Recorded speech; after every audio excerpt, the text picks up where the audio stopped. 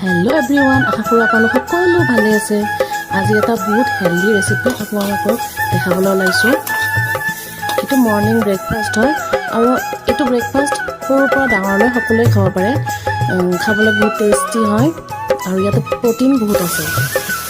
আৰু ৰাতিপুৱা যিহেতু চবৰে ইমান সময়ো নাথাকে বেছিকৈ কিবা বনাবলৈ, সেইটো কাৰণে এইটো কম সময়ৰ ভিতৰতে বহুত সোনকালে হোৱা ৰেচিপি হয়।